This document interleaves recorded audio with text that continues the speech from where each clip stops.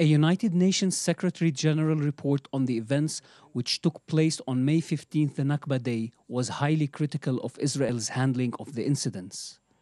On May 15, several hundred Palestinian refugees in Lebanon, joined by Lebanese nationals, crossed the Israeli fence in a symbolic gesture to affirm the right of return for Palestinian refugees. The UN report, which is based on the investigative findings of the United Nations Interim Force in Lebanon, UNIFIL, stated that other than firing initial warning shots, the Israeli army did not use conventional crowd control methods or any method other than lethal weapons against the demonstrators. But the Israeli Foreign Ministry was highly critical of the UN report, accusing Michael Williams, the UN Special Coordinator for Lebanon and author of the report, of being biased.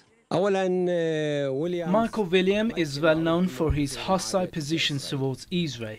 If Israeli citizens attempted to cross the Syrian or Lebanese borders, what would be the reaction? Michael Williams assailed Israel within hours of the Nakba Day events, putting the blame on the Israeli army for the incidents.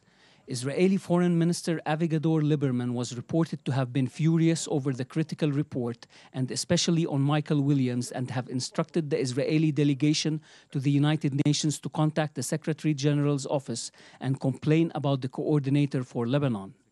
The Israeli Foreign Ministry also decided to cancel his periodic visit to Israel, which was due in a number of weeks. I do not expect any practical results for this report. Israel has rejected this report and rejects any attempt which may breach its sovereignty.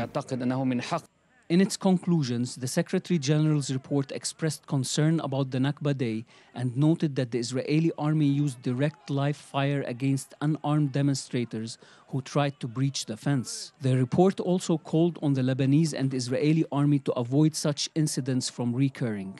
The UN report also stated that the firing of live ammunition by the Israeli army against the demonstrators across the fence or the blue line, resulting in loss of civilian life, constituted a violation of UN Resolution 1701 under non-threatening circumstances to the Israeli soldiers.